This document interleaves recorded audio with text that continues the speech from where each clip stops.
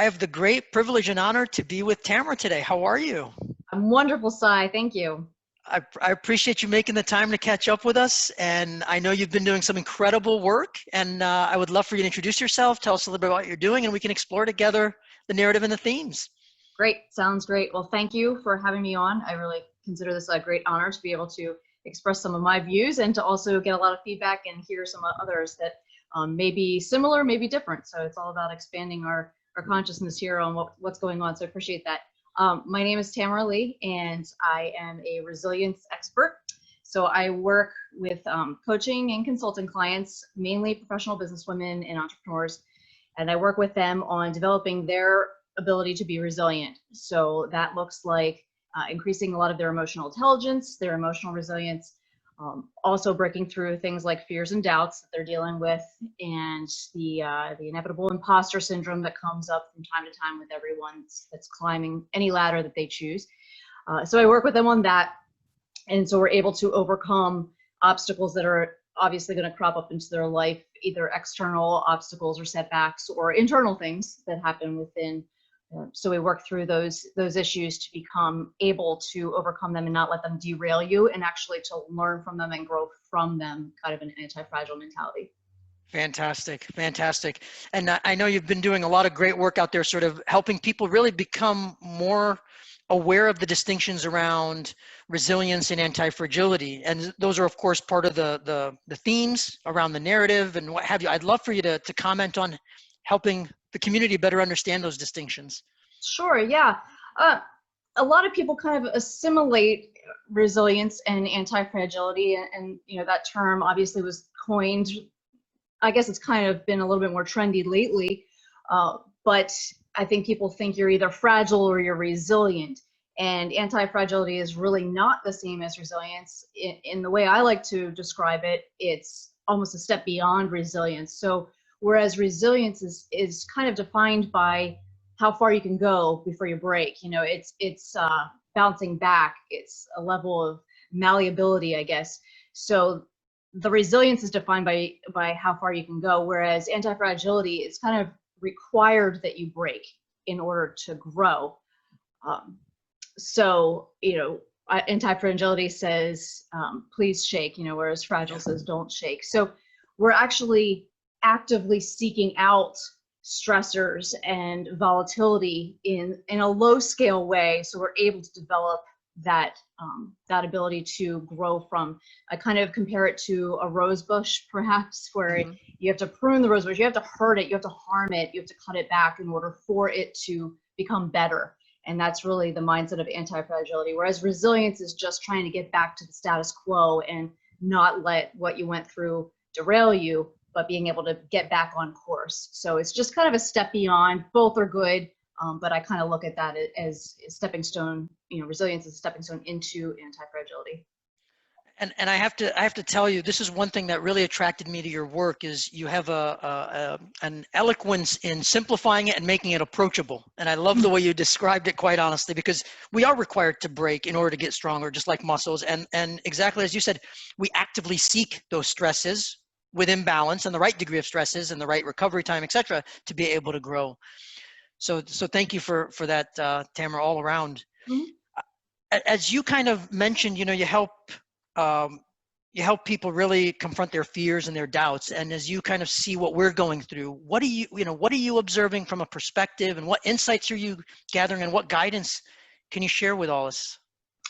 Yeah, it's interesting to watch response to all of this. And sometimes I like to kind of sit back and just really, you know, I have to watch how much I'm scrolling. Facebook is a little bit more dramatic, I think, than some of the other platforms. But it's interesting to watch the response, because I think that a lot of people who may have thought themselves resilient are really uncovering a lot of things in themselves at this point, because, you know, a mindset of anti-fragility is let's bring on the small breaks, the small brushes, in order to grow from them. But when you're slammed with something as catastrophic as what we've been going through, you know, a crisis situation, that's not the time and place where you want to start working on your resilience, right? That's your kind of make or break moment to find what you're made of. And the people that have maybe worked on that prior or realized the need for it prior to that are the ones that are able to kind of go forward from this point with a sense of calm and peace that a lot of people are not going through. So it's not the time that you want to start developing your skills, your emotional response, but again, we have no choice. You have to. It's sink or swim at this point with a lot of people in the situations that they're in. So I think there's a need for resilience training now more than ever. Obviously, people are finding the need for it where they might not have realized how important it was to build up that muscle. I kind of look at resilience training as preventative medicine. That's how I try to present it to people. I have been doing this for years. I was doing it in the military, training soldiers on resilience. So I'm used to approaching resilience training or emotional resilience as a preventative measure to be prepared for a future crisis. So when you're training a soldier, you're not training them when they're on the front line. You're not training them downrange. You're training them prior to any deployment because you want to build that muscle up just like you would be, training any other muscle in your body. So yeah, back to your original question, I think it's just interesting to watch how people are realizing and having a level of self-awareness that they might not have had before in the past, where they're finding what they're made of, and maybe that's been discouraging, and that's where they can either take that discouragement and move forward and get help, or they're not going to survive. Very, very well said. As you kind of experience everything, has there anything that really has been sort of, for lack of a better word, surprising as you're observing and working with different people, across the landscape? Mm-hmm. Yeah, I've learned a lot, really. I've learned a lot watching corporate response and a lot of leadership response that's happening both in some other companies that I'm affiliated with, and my own personal group and network of people, and watching what they're going through. So that's been a great learning experience. I deal mainly with the people on an individual level. I don't really do a lot of the corporate training at this point, and that was something I kind of used to do a little bit more, but I have scaled back just to be working with individuals. So that gets more on a personal nitty gritty level rather than a corporate overview or a leadership perspective, I guess. And, the personal level obviously ties into, everyone's a leader at some capacity. So that ties into it eventually. But my perspective is really trying to zero in on the individual's needs, emotional needs. And mainly I work with women. So dealing with the specific needs and challenges that women tend to face a lot more, not to be so gender specific, but it's true. We all have different challenges. So really honing in on what they're experiencing in this time and how we can move forward and grow from what we're learning and the hardships that we're going through. Again, anti-fragility, growing from it rather than just trying to survive it.